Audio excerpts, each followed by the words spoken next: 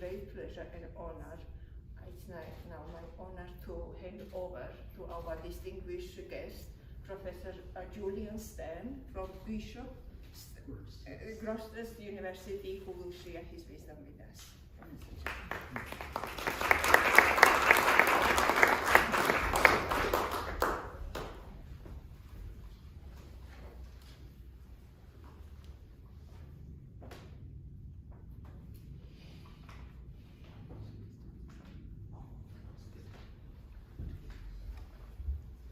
Thank you, Taya, and it is good to see so many people here, and there are more online as well. I come here as an hors d'oeuvre. The important talking will be done later, but I come to introduce this and to open this up, and I come wearing several hats. I'm the director of Weru. I really should set things up that I can pronounce. It's hard enough with Bishop Grosseteste, but Weru, the World Religions and Education Research Unit, which is a unit within my own university. And we have, at the moment, 52 scholars, doing about a quarter of them doing doctorates. The rest are staff, either paid or unpaid staff, but all staff of the university, researching in religion and education, which has been marvellous to get that group of people together in a rather small university as well. So we're a big fish in a very small pond, and we're keen to be here in various ways. I wear my ISREV hat on. ISREV is the International Scholarly Society for Religious Education and Values Researchers, of which Johannes Lähnemann is a very distinguished member, and I'm General Secretary of that.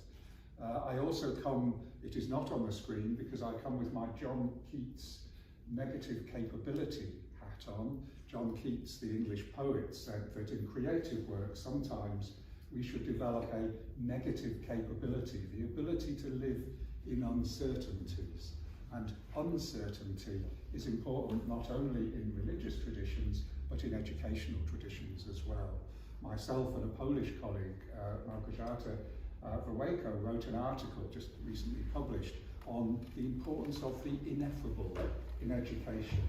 I will say I got my favourite negative review. One of the peer reviewers said, rather negatively, don't you think schools have enough to do with the effable? And I rather like that, and I think it's right, but still, I think the ineffable is important, the mysterious, the ineffable, and the uncertain. So I wear that hat. I also incidentally have a hat to wear, which is slightly less figurative. So it is good to be here. Here is a Shaker, one of the Shaker communities in America, a tapestry, and someone is going to tell me it's not a tapestry, I think it's a tapestry of a community, of a Shaker community. It represents rather well how a religious community sees itself as a community, both together, all together, close together, and yet separated by walls, working. There is a school, there is a church, there is nature, there are plants growing.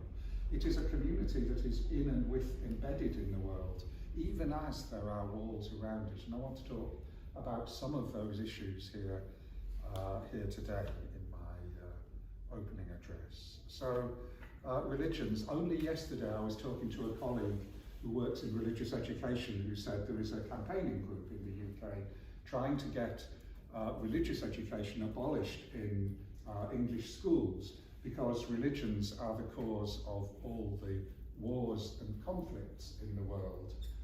And she was rather upset at this. I said, but all you have to say is, yes, they may be the cause of all the conflicts in the world. That means they are incredibly important and we should study them, surely, if they are. And it's important that we understand religion, good and bad. We understand the bad things that religions can do and the good things religions can do, or the bad things people can do. Bad things people can do and the good things people can do, sometimes inspired by religion and sometimes not. There are many crises in the world today, environmental, political, and so on. 45 years ago, my maths is poor, 45 years ago this year, the UK Prime Minister James Callaghan came back from a trip abroad And the country was in the middle of what was called the winter of discontent and was seen as a crisis, time of crisis. And he came back from a trip abroad and was very positive and optimistic. And I think that's quite good to be positive and optimistic, but at that time, this was interpreted badly. And the headlines the next day didn't say this, but the headlines the next day was, crisis, what crisis? As though there was no crisis, as though he didn't notice there was a crisis going on. So I think it's important that we recognise crises and we recognise hope. We recognise crisis and hope. We have the positive and the negative together, and religions are central to that.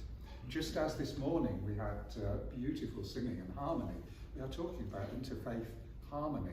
Harmony is important, but I started off as a, I don't know why I'm demonstrating this, as a piano teacher. That's how you play the piano. Started off as a piano. Harmony is important, but simple harmony is not how music works. Music works through a combination of concord and discord. There is even the tritone.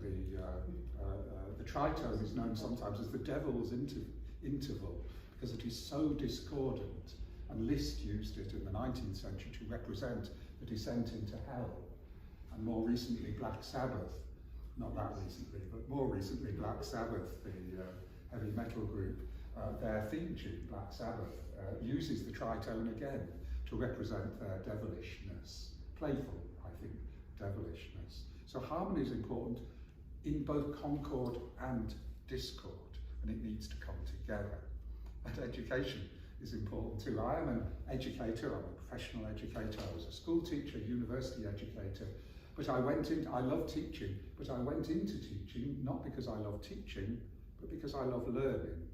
I went into university teaching not because I love teaching, but because I love learning, and I'm doing research because I still love learning. And in one of the most beautiful phrases, I think one of the most beautiful phrases, William F. Hanks says, learning is not simply a way of finding out about the world. Learning is a way of being in the world. And when I'm being an educator or an educational, what I see myself is doing is helping us all be learners, live as learners in the world. And I do that, amongst other things, of course, through religion. So research, and I do research, and we do research, is just learning with glitter dust. It's fancy sort of learning, and depends on institutional support in various ways. And much as we all float around, and Oxford is full of people, I studied here, full of people floating around who see their bodies as merely carriers of this mind, thinking deep thoughts. But it is an institution, and it helps that, and it's important that it does help in those sorts of ways. One of the phrases I hate, and I still hear in universities, is it's just academic. That's okay, but it's academic.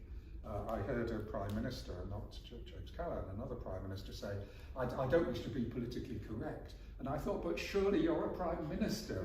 That is your one job, to try to be politically correct. Do you want to be politically incorrect? Is that the thing to do? So it's just academic. And I will turn this phrase round later, but academic work is important I find, in interfaith harmony. That is what I am doing, and I think this is what Johannes is doing too. Universities separate themselves out and are embedded, and they need to celebrate both those relationships. Schools too, I will say as well. They are curious ivory towers, places in which one can be curious, one should be curious, somewhat separated from the world, rightly, so that we can think, so that we can, I love the phrase, the idea that we dream the epoch to come. Each epoch has been dreamt in advance of it. And I think in some senses, academics should be dreamers of the epoch to come. Sometimes they're rejected. At the moment, universities in this country are not as very politically popular. Sometimes they're rejected, separated, as radical. I remember when students were radical a long time ago, or as trivial, or as unimportant, or as self-centered in a negative way. So they can be separated in bad ways, and they can sometimes reject themselves, and we can. But universities are also embedded. Our work is embedded from universities. Professional training is how universities started. It's not a newfangled thing. They started training ministers for the church. They started training lawyers. They started training people to go out to do things. It has that at its heart. And some, of course, a lot of universities, this university proudly has extramural departments, beyond the walls, extramural. And universities may go out in various ways. And nowadays the phrase in the UK is, we should have impact or influence on the world. Quite right too. So we are both separate and embedded. And I will not save his blushes by saying Johannes here is doing all of that. And I will quickly mention, because he is also shy, but I will quickly mention some of the things that he does. It's not just academic, he is an academic for justice. That's how I turn the phrase round. Studying Johannes, I'm a philosopher by training.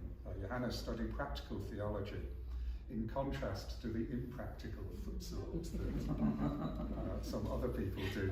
And religious education, I love the idea of practical theology. A friend of mine sent an article to the Journal of Applied Philosophy, and it was sent back with the message, I'm afraid this is just too applied. And I thought, oh, you never sent another article to that journal again. So really practical, maybe that is too practical. I think you are too practical, and this is a good thing.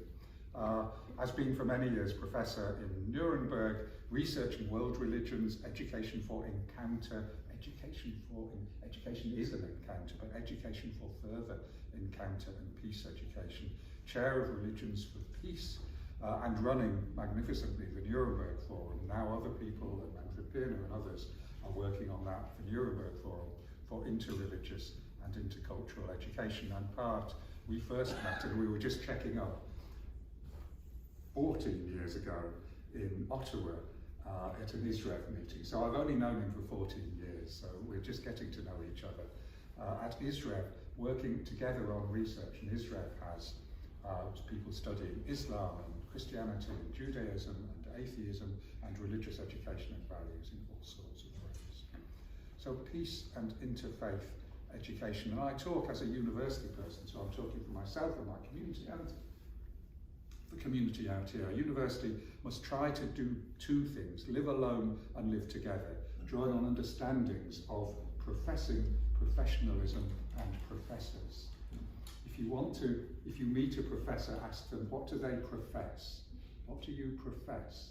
And it is no coincidence at all that professors have the title that suggests they have a profession in the sense of something they believe, something they're committed to, something they profess. And that too is built into professionalism. All professions have commitments that are not subject simply to government policy or other political things. We in a profession, I have two professions, school teacher and a university researcher, should be professional, which is an ethical position. My first hope, I have three hopes here, I have many hopes, three hopes. World peace will come, but these are three smaller hopes. My first hope is universities can be in healthy solitude at times and not suffer from loneliness. My second hope is universities can be embedded in wider society and retain their educational purpose. This sounds, of course, it needs fighting for, to be educational in all kinds of ways. And my third hope is that Professor Johannes Lähnemann's contribution to the academic world is not only recognised, as I think it is, but seen as a model of what academic life should be like. Blowing, as it were, his own trumpet. I'm sorry, I know it's not a trumpet. I will say that. That was just this morning. It's my privilege to have learned this from him, and it is my privilege to be with you all today, hoping for harmony, concord, discord together in an interfaith community. So thank you very much, everyone.